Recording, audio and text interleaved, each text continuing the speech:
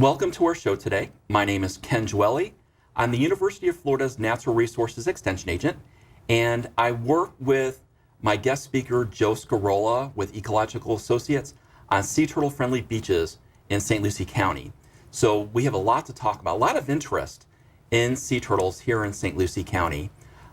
We have nesting season that officially goes for quite a length of time in the year, and I think we're just going to discuss those sort of things. So Joe, welcome to the program. Thanks for having me, Ken. So Joe, if you don't mind telling me a little bit about who you are, a little bit about your background, and since we're with the school board system, the TV show on the school board's channel, it might be good to talk a little bit about your academic background. So if you don't mind. Sure. Hi, my name is Joe Scarola. I work with Ecological Associates. I've been doing sea turtle work around 8 years or so, and it's taken me all over the world, to Cape Verde, Africa, to Barbados, to Australia, working with all different species of sea turtle. I graduated from the University of California in Los Angeles with a degree in biology, and a little bit about me. And we got lucky enough to have you come here, and I've worked with many of your cohorts, your counterparts at Ecological Associates, and of course I always have to mention the immortal Eric Martin, who I've worked with for 23 and a half years, and he was actually an original member of the group that served as my mentors, my advisors, and that's how I got involved in the sea turtle program years and years ago. And you know, the program's kind of evolved over the years. So I'm glad you're here, and I'm glad that obviously Eric has a very highly respected and talented replacement. So Joe, I'm glad that you're doing this work now. I've seen that shift over the few years. So I guess what we can do now is talk about what sort of role you play in sea turtle season. So what is it that you do through your job at Ecological Associates to help sea turtles? So we're contracted by an engineering firm to monitor the effects of the lash renourishment project on the beach. So we're out there every morning around 6 a.m. as soon as the sun comes up, and we get on ATVs and we monitor the beach for new turtle emergences. Mm-hmm. So when the turtle comes up, she either deposits her eggs or she just kind of turns around and goes back in what we call a false call or false attempt. And so what we do is we mark off the nest, we find the eggs, and then around 45 to 65 days later, we go in and we dig up the eggs and see how many hatched, didn't hatch, and whether any of that renourished beach had any effect on those eggs. You know, I'm glad you mentioned the nesting right off the bat. Just before coming here to film the show today, I had a phone call, and we both, I'm assuming, we get phone calls year-round about sea turtles, and somebody was very concerned because when he got up this morning, there was a large sea turtle track that emerged up out of the ocean and came, you know, up, and the sea turtle did something, I'm assuming either nesting or false crawl, and then went back in. Is it necessary for people to report all of those crawls? It's not necessary. We're out there every morning. Like I said, we start at 6 o'clock. When we have abundance of crawls, sometimes we might not get to an area as fast as maybe the public will be out there. But be assured, we'll get out there. We'll get out there. We don't actually mark every single nest. So there are some nests on the beach that don't have the little triangle barricade around it, but it's okay. You don't need to report those. Yeah, I have noticed, because I'm on the beaches quite often doing this sort of sea turtle work, that what people on the ATVs, and I'm assuming your company and maybe In Water Research, what they do is they drive down the beaches in their ATVs, and when they see a nest, they circle it with their ATVs, and that's the new way, the somewhat new way of marking the sites, is that, instead of using the stakes. What we do is we actually run over the crawls. So when it comes to mark them the next day, we know that one's already been counted. So you'll see a ATV track going up the track and then down the track. So we know that one's already been counted and recorded. So obviously sea turtles and nesting is very important. What are the official sea turtle nesting dates along the Treasure Coast? I know in St. Lucie County we're slightly different than Martin County. Could you talk about that a little bit? It's March 1st through November 15th. That being said, sometimes sea turtles come a little earlier. Sometimes they'll hatch a little later. So it's kind of a general date. In most other counties, it's March 1st to November 1st. but in St. Lucie County it is March 1st through November 15th. I think it was probably very wise to extend the season out a couple of weeks. And we are designated as critical nesting habitat for some of our sea turtles that are, we've got 3 species that nest in St. Lucie County. So definitely critical habitat for loggerheads and others. So which sea turtles are found on our beaches, and what sort of numbers are we looking at? I know that they're protected and we worry about declining sea turtle species around the world, but what species are found? I know we've got the leatherbacks, the greens, and the loggerheads, but what sort of numbers are we looking at here? Leatherbacks, we are a high density nesting beach for leatherbacks. Right now we have around 122 leatherback nests in St. Lucie County. That's a good amount. We're mostly a loggerhead nesting beach. We have over 6,400 nests as of right now. That's a huge jump from last year at this time. And we also get green turtles. We're having a low year for green turtles because we did have a record year last year, and they kind of go in a biennial cycle. But we are predominantly a loggerhead nesting beach with also a high-density leatherback nesting beach as well. Well, let's talk about the biology in general about these sea turtles. We'll start off with probably my favorite sea turtle, and I think it's my favorite because it's the largest one, and that's the leatherback sea turtle. And I think the thing that I find most fascinating about them is just the sheer size of these sea turtles. They're massive, massive animals, and we're talking upwards of 1,500 pounds sometimes. And I find them so fascinating because they're deep divers, and they have that ability. They're warm-blooded for reptiles. That's not normal. And they have a skin over their shells. So, you know, the other turtles, they don't have that. So what do you find fascinating about leatherbacks? Well, it's quite amazing. If you were here in March, we actually had one come up on the beach around 9:30 in the morning, and it came up. So it was nesting in the day, which is unusual. Nesting in the day, which is completely unusual. We had a big group around them, a turtle, and it was a real great sight to see. What I find interesting about them is they're actually eating over 1,000 pounds of jellyfish every single day, and so that's their whole body weight every day. And so you're swimming out there, you don't get stung by a jellyfish. You can thank these leatherback sea turtles. You know, I'm glad you bring that up because you and I both go around and we do a lot of public presentations on sea turtles. Every once in a while, I have somebody who approaches me and says, well, why should I care? Why should I care if I have sea turtles on the endangered species list and, you know, I have to turn lights off and things like that? And when you think about it, you can come right back to the whole issue of jellyfish because, you know, if they're eating that many jellyfish in a day, those are jellyfish that could sting them and their children and grandchildren. So really, it's pretty amazing. And the other thing is, the simplest animals in the ocean, jellyfish, which is mostly water, are eaten by one of the most amazing complex marine reptiles out there. So I just find that interesting. So, and then they also have pink and blue spots on them. Yeah. So what do you think that's all about? We think it has something to do with navigation. The pink spot on the top of their head, it's something to do with navigation. Yeah.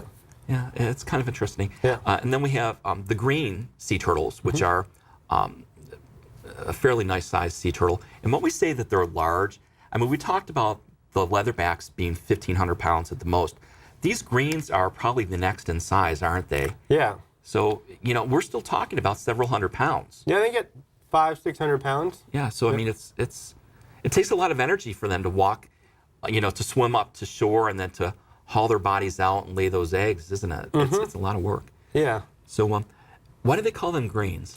So the greens eat so much seagrass out there that the fat content in their bodies is actually stained green. So you don't actually see any exterior green on these turtles, but the actual inside fat content on these turtles is green. Now, I have learned to identify them because their shell almost looks like they have like little splatters on them. Yeah, a beautiful starburst pattern. Yeah, it's just amazing, amazing sea turtles. You know, I think one of the things that's also a big difference between sea turtles and maybe turtles that would be found uplands and freshwater areas is sea turtles don't have the ability to poke their heads in their shells. Exactly. So are there any other differences that would be common? They don't have actual feet or claws like fingers. They do actually have, depending on the species, 1 or 2 claws on the flippers. but there's not actual feet that they use to walk around. So it is kind of a trek for them to come out of the water and get onto the beach. So they use their fins, their flippers, to kind of pull themselves up. Yep. Yeah. And different species do different things. For instance, the loggerhead has an alternating gait, so it uses one flipper and then the other, whereas the leatherback and green use both flippers at the same time. So that's one of the ways you can distinguish the tracks on the beach. Exactly. Obviously, the leatherback would just be a huge track. Oh, yes. And then the greens and the loggerheads, you would tell by the placement of the flippers on the beach. Exactly. So the most common species, so the leatherback and the greens were endangered species, and the most common species is the loggerhead, and those are still protected under law. They are So protected. it's threatened. So could you tell us about them? Well, they are the most common here. You can't mistake them. They have the largest head out of all three species. Hence the name loggerhead. the size of Loggerhead, a log. exactly. They eat mostly those hard-shelled animals, so crabs, horseshoe crabs, blue crabs, anything like that. They'll eat conch. And they have the same biting force as American alligator, so that jaw is pretty powerful to crush through those shells. Yep. So tell me a little bit about the life cycle of an average sea turtle. So, I've always thought of it as being somewhat analogous to a human lifespan, but do you have any information you can share about that? How long is it before they can start laying eggs? It's kind of different for each species, but we think around 20 to 30 years is when they come back to kind of lay eggs. They lay eggs again, and then only 1 in 1,000 actually makes it back to adulthood. Wow. So, it's very, So those little baby hatchlings that come out, maybe only 1 in 1,000 actually make it back. yeah. Wow, that really tells you something right there, doesn't Yeah. it? So the nesting dates, like you had said, were it's March 1st and November 15th here in St. Lucie. The other counties that surround us, they're a little different. They end a little bit earlier. Yep. So the nesting statistics, you went over them. Is it a general trend that it's improving over time? Do you think that it's just nature that's helping, or are people actually helping with that trend? I kind of think it's a little bit of both. A lot of conservation efforts we did 30 years ago. Shrimp trawls, now they have the turtle excluder devices on them, which is helping out a lot of turtles. And then a lot of conservation efforts on the beaches, less poaching. Yeah, so it's kind of a both. And there's also natural cycles in it where they nest every other year depending on the food availability and other environmental factors. So year to year, it is trending upward. I know in the mid-'90s, loggerheads crashed, and that's where we all kind of got a little worried, but they are exponentially growing right now. I think that's good news for residents. One of the things that I've just noticed over the years is most people love sea turtles, and I think they're probably going to be very pleased to hear that. And of course, we do have to worry about the occasional tropical storm, but sea turtles somehow manage to weather through that, even if there is a decrease for 1 year. Exactly. Right, so on. So we've got these 3 species of sea turtles. What sort of threats do they face? Not only locally, but globally, what is the threat? Predation's one, where they're out in the ocean. When they get to a certain size, there's not a lot that will actually go after them, but when they are that hatchling size, birds will get them, crabs will get them, any fish in the ocean that have a mouth big enough to swallow them will get them. So it's pretty tough to be a sea turtle from predation standpoint. Pollution, trash, a lot of that plastic ends up in the water. These sea turtles are ingesting that, and it can sort of block what they're eating. I actually saw a video somewhere, and it might have been Eric Martin that showed that video, but there was a sea turtle that was in distress, and it might have been a YouTube thing. People might be able to find it online. And the sea turtle was obviously under distress, laid the egg chamber, excavated the egg chamber, and was just stressed out trying to lay the eggs.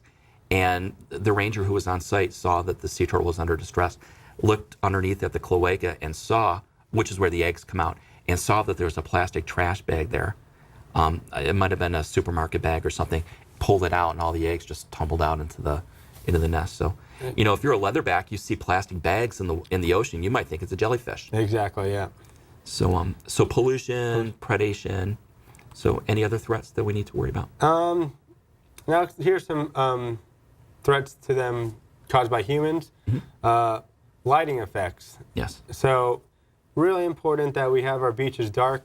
The way the hatchlings find their way back to the ocean is they use the moon and the stars' reflection on the ocean to actually navigate back to the water. So when we have exterior lights, interior lights shining in the background behind the dunes, the turtles tend to go towards the dune instead of towards the water. Yeah, and that's what you and I work together quite a bit on, is helping residents learn about reduction of lighting on the ocean, beachfront, oceanfront. And we work with an actual group. We've won awards in St. Lucie County for sea turtle friendly beaches efforts, and which is something that I think we're all kind of proud of who are on that group. And we work with code compliance quite a bit, environmental resources. Sandy Bogan at the Oxbow is involved, and many people are involved on the Sea Turtle Committee. And we all come up with a strategy to help people learn how to comply with the lighting, because we usually find that it's just a reminder that's needed, and then sometimes people have to be reminded by code compliance. Sometimes that happens. But at the beginning of the year, you and Ecological Associates gets contracted to do a lighting evaluation. Could you talk a little bit about that process? Sure. And when it takes place? Usually it takes place in March or April. I go out on the beach at night. I use a Trimble Geo 7X affixed with the laser-sighted GPS, and I use that to kind of take photos of all the lights and kind of pinpoint where we're seeing the most detrimental effects on sea turtles caused by lighting. And then I write a report, and that I send out to all the residents. We go out and we talk with the property owners. We try and shield lights, reposition lights, use amber bulbs in some fixtures where lighting is absolutely necessary for safety. You don't provide the bulbs. The property owners provide the bulbs. Exactly. Yeah, so they wouldn't call you or the county to get those light fixtures. It's up to them to do it. Exactly. You would just teach them how to do it. Yes, I would give them all the necessary tools they needed to go find them, but in the end, they would have to get them themselves. Yeah. I think it's very helpful for us at the county to get that lighting evaluation, because what happens is we read through it, and then we can identify the properties that need the extra help. And what I've always tried to do is jump ahead of code compliance, because they get a copy of all those reports also. And it's a nice thick book, about an inch thick. Oh, yeah. And all 21 miles of beach, except for that 1 mile within St. Lucie, or within Fort Pierce. And I think next year they're going to be included as well. But literally every property is evaluated for their lighting, and it's published in a book, which I get as a courtesy. Mosquito control, and they get it. Mosquito control and coastal management is the department that gets it. They actually commission the study, and then code compliance gets it. And one of the policies that I've always had at the extension office is I try to jump ahead of code compliance. So I read through the book, I see where the problems are, the problem lights are, and I make the approach to the communities that have been identified as a problem. And I'll send them a letter, I'll send them educational publications, and just kind of let them know that there's an issue and that there are resources such as me and you to go out there and help with this. And I jump ahead, and then eventually, about a month later or so, code compliance does get involved. And but it shouldn't be any surprise to these property owners, because they've been approached already. So there might be an opportunity for them to correct the lighting problems before code compliance has to be involved. And reading the emails from code compliance this year, it sounds like we're going to have another successful year where the properties are within 100% compliance within the unincorporated St. Lucie County beaches. So Exactly, Ken, yeah. it's a lot of work. Oh, yes. A lot of night. And everyone seems to want to fix the problem. No one wants to be out there causing sea turtles to go the wrong way, end up in the roads, getting run over. So everyone has been very cooperative and willing to do the right thing, for sure. And, sometimes it's just a matter of going out and reminding people. And we have a lot of newbies, a lot of new residents that come. Oceanfront is always, premium real estate in the county. So there's a lot of turnover. And sometimes there are seasonal residents that may not think about this. So, reminding them to shut their lights off, to have darkening curtains and things like that. Really, that's all that's needed sometimes. And they may not realize that when they open their drapes up at night and have their interior lights shining and glaring on the beaches, that not only can all the people walking around on the beach see what's going on inside, Exactly. but it could also cause harm to the sea turtles. And Yeah, and that's kind of the biggest thing, is getting everyone on board, trying to remind everyone that you can be a big impact just by shutting your curtains or shutting off your lights inside when you're not using them. Not only will it save electricity, but you'll be helping out sea turtles as well. yeah. And really, when you think about it, if people are sitting in their condos on the beach with the curtains open, the windows aren't open. All they're seeing is black window anyhow. Exactly. So why not just close them and protect the sea turtles? And I think some people are surprised at how sensitive the adults, the mama sea turtles, as well as the hatchlings. And I've read some research, Ecological Associates, I believe, was involved in some of this, where they actually found that there were more nests in darker beaches than in areas that were more lit. And so mama sea turtles actually show a preference for Exactly. dark. And also, I think people are sometimes surprised that something as simple as a television that's seen from the beach, from that primary dune where the sand meets the vegetation, if you're standing there looking westward and you see a TV on in a condo, if you're a sea turtle hatchling coming up, that might be enough for their instincts to kick in and for them to go the wrong way, walk over A1A and possibly get crushed by cars, fall into swimming pools, be picked off by predators. So, I think sometimes it just takes a reminder. And that's another thing. They may not all end up in the roads, but the more time they spend on the beach, the more chance that a predator is going to get them. So the faster they get in the water, the more likely they're going to make it to adulthood. So. Yeah. And they're also born with that little yolk sac in their stomach. And that is literally all the energy that they have. So they get up out of the nest, and if they go the wrong way, they're burning up those calories the wrong way. And then eventually, if they do orient themselves and go back to the water where they should be, hopefully they'll survive without burning up too much of that yolk. Exactly. So it's very critically important that we have lighting. Another thing that was brought up by the committee this year were holes in sand castles, not candles. So do you have any comments on that? Not only holes in sandcastles, but beach furniture. We are having a record year so far for nesting. That means more turtles on the beach. That means more chances for sea turtles to encounter your beach furniture, get entangled in the beach chairs, hit umbrellas, hit things that may cause them to actually abandon their nest and go back to the water. But as far as holes are a major problem. You want to fill in those holes, kind of smooth out those sandcastles, because when hatchlings do emerge, they're going to make their way towards the water. If they fall into those holes, there's no way they can power themselves out of those holes.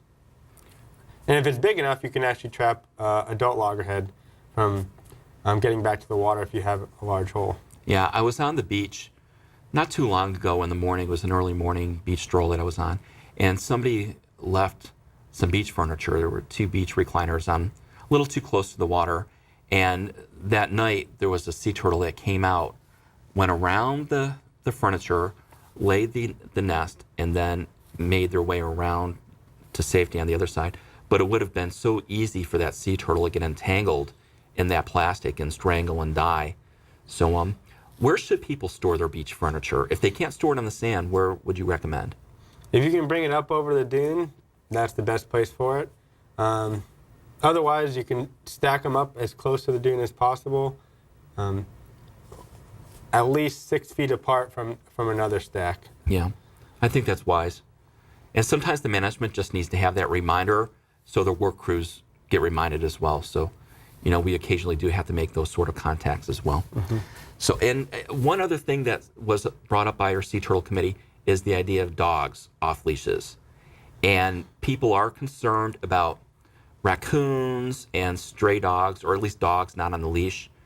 And so what are the concerns with that? This has become more and more of a problem.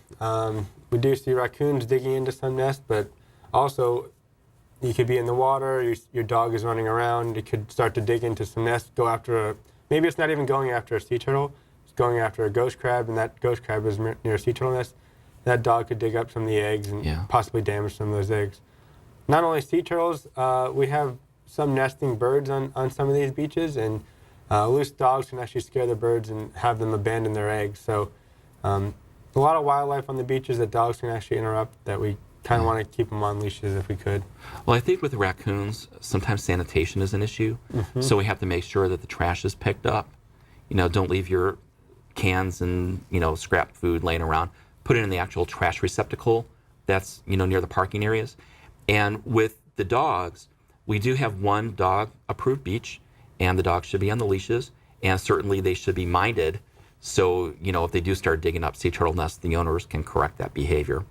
So, so we've talked about a lot. We've talked about the 3 sea turtle nests, or the 3 species of sea turtles that are found on our beaches, some of the threats that they face, and then the lighting issues. Is there anything else you'd like to add? What can the public do? One thing, if you want to report sick or injured sea turtles, you can call the FWC hotline on St. Lucie County Beach, or you can also call us at 772-334-3729. We can get out there and try to help that turtle out as well. Okay. And what sort of distress issues have you seen this year? If they do ingest any plastic, we've seen them where they're very lethargic, they can't move, they wash up on the beaches. You can also report daytime nesters, and we can come out and check on that as well. Are people doing, obviously stupid things like riding sea turtles? Is that common? It's not that common. It's happened in a few cases, but I think for the most part, everyone's been very respectful. Because that's illegal, right? It is illegal, yeah. Yeah. So I think the work that you and Ecological Associates are doing, I think it's appreciated. I know I appreciate working with you guys quite a bit. It seems like sea turtle nesting season for us lasts longer than just March 1st through November 15th. We spend quite a bit of our time preparing for that. So, Joe, I would like to thank you for being with us today. Thank you. Once again, my name is Ken Gioeli. I'm with the University of Florida IFAS St. Lucie County Extension Office, and we are here to serve the community on a whole bunch of different issues dealing with agriculture and natural resources, 4-H and youth development, environmental horticulture, master gardeners, master naturalists, citrus, all that stuff that we work with. And right now, sea turtles are the hot button, at least for my area. So thank you for joining us today, and please feel free to give us a call if you have any questions. 772-462-1660, and my name is Ken Gioeli. Thank you, Joe. Thank you for having me.